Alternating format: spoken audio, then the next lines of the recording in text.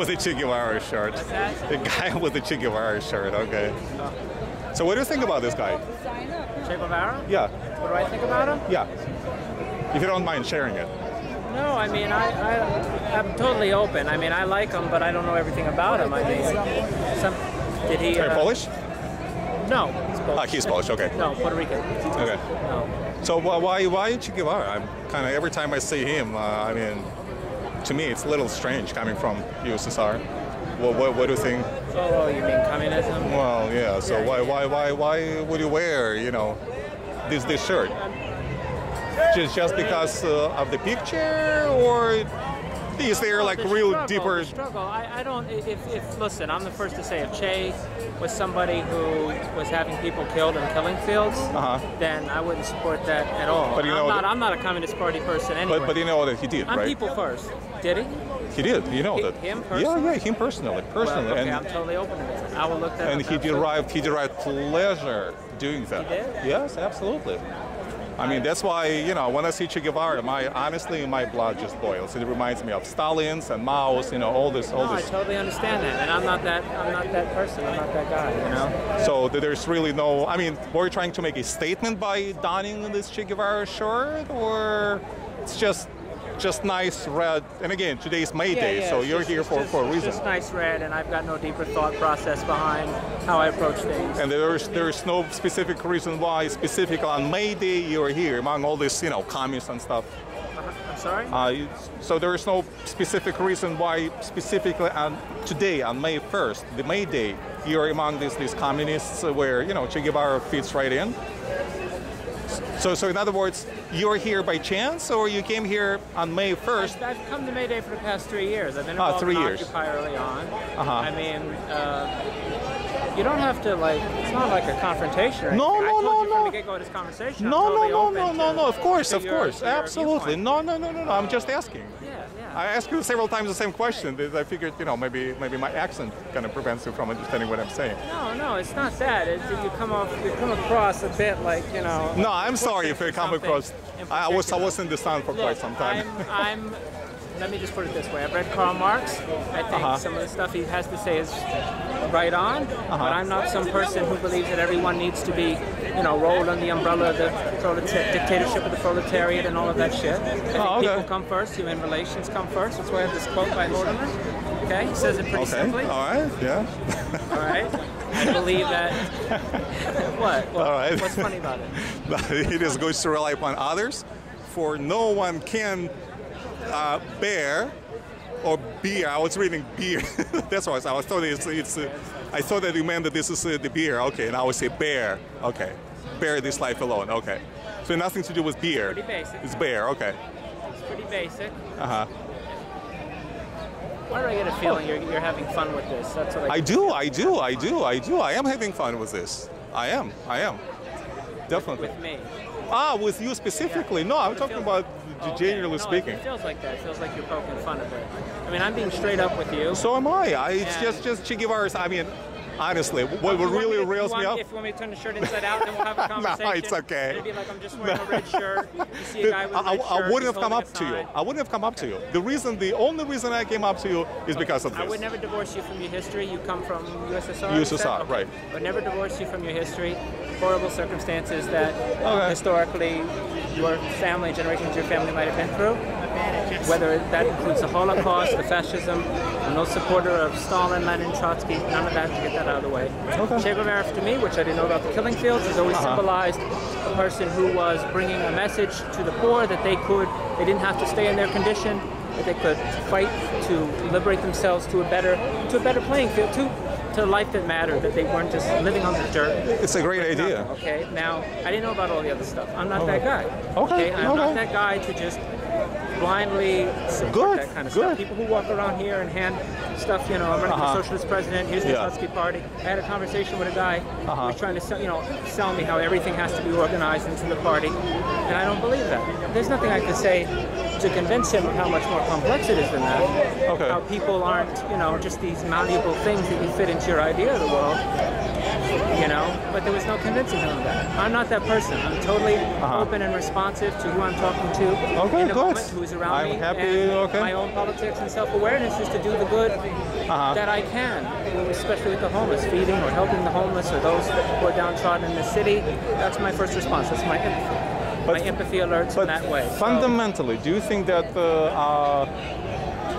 what Che Guevara was supporting was the system? And again, there's all these arguments that they called, like in USSR, socialist or communist. Obviously, it has never been neither socialist nor communist in reality. But that's the moniker, that's the name that is used for those totalitarian states, because they all turn out to be totalitarian states. So fundamentally, do you support that kind of ideology or capitalism? Do I support that kind of ideology, which is socialism, communism, or do you support capitalism? So you're neither for capitalism nor... Capitalism is filled with the same kinds of aggressions. I mean, what are we doing now? What do we do in Latin America in the 80s? What did Ronald Reagan do? I mean, really. Thanks to Reagan, I'm here. I don't want to take that from you, but he's my hero. You know what? If good things were done from a president doing bad, or the president's administration, because not always the president, sometimes people in the administration, then I commend that. If that helped your family, I'm not going to take that away from you. Okay? But things were done during many presidents' terms that were not for the people, that were about usurpation of resources, as it is today. I mean, look at where the pipelines are in the Middle East. You read the intelligentsia like Brzezinski's, talking about securing that pipeline through Eurasia. That's what's on politicians' mind at the forefront, not people, whether they're people in America or people who are suffering in these countries or in the third world. It's a profit-based system. It's not thinking of the good of the people. Yeah, you don't like that. So I want the good of the people to be thought of first and foremost. But I mean, with all due respect, we live in a particular. We don't live in a vacuum. We live in a particular system which has its particular laws that we have to follow and abide by unless we change them. Now, you're not for socialism, communism. You're not for capitalism either. Then what should be the way? I mean, in your mind. And again, I'm asking these questions because I saw your Che Guevara. It's open to configuration. People. Did you have any suggestions, any ideas, your own ideas? Sure, I have plenty. Like what? One is, a society that is structured toward meeting the basic needs of human beings.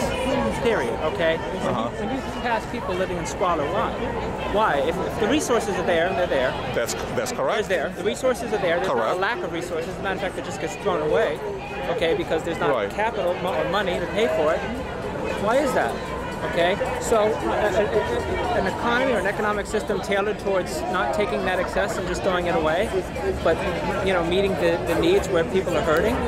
That's what I would suggest. But don't you think that the capitalism is the system? Okay? I'm not some rich kid, who fucking had everything. My father was a factory worker. My father is sick. He's dying. He's like 57 years old. He's got the body of an 80-year-old. Oh my God. He's got the body of an 80-year-old because he's doing the kinds of labor that no one else wants to do.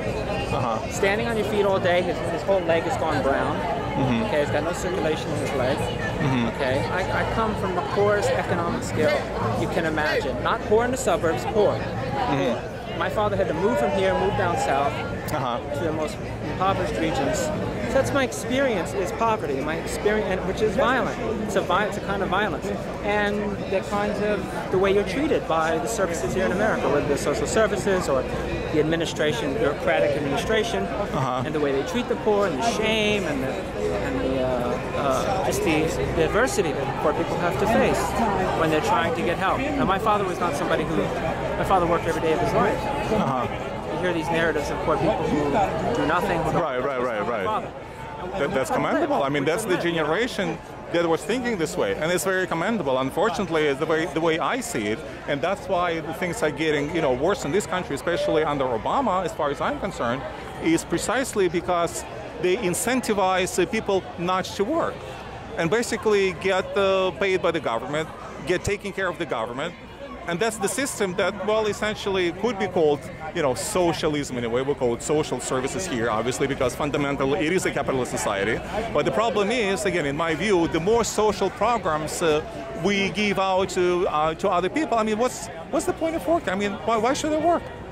Nancy Pelosi said herself, as you know, I'm sure you followed So then the whole theory about charity, churches or charity who should handle poverty. Oh, that's great. It worked all the time. What I'm thinking about is how does a person incorporate that into their own narrative? Like, do you have that empathy as a person, like separated from maybe what your church might do? Like, when you see, say, massive suffering right next to you, does that kind of empathy arise in you as a person? Absolutely. Okay. Absolutely. Then why should that be brokered by the church any more than that should be brokered by the state? Why shouldn't that be a personal narrative that I carry with me deeply every day of my life? It should and that's be. what I'm advocating, that kind of responsiveness to our environment and to suffering. So you're for charities. You are for charities, right? Maybe an old definition of charity, which is empathy, right. and an old Greek term, way of looking at it. Then, but again, I mean, Che Guevara and charity, they're kind of antithesis. You're back on the Che Guevara. Because I'm looking. What do you want? You came up to me. What was the first thing I told you? I said, if you have information to tell me I got it. Okay, good. I'm totally open. And wasn't I open? Yes, you are. Shut you down. I was totally open. Yeah, and I agree. I want to read on it. I do. Okay. I want to, when I get home, Please do. To find out, And recently, when the files finally open up, I mean, somewhat in Cuba, we learned beyond any reasonable doubt that when we had this, Cuban crisis, when Khrushchev installed the nuclear rockets over there, nuclear missiles in Cuba, Che Guevara actually did want to start a nuclear war.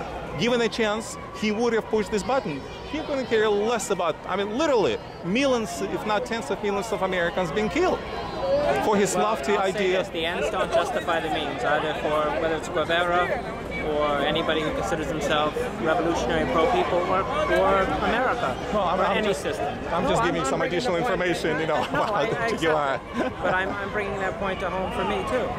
I don't think any system can justify itself that way. America tends to do that, too, to make that call. Not really. Sure. Not really. How many countries has it bombed? Has what? How many countries has it bombed? What is our drone policy right now? How many weddings have we bombed in Yemen?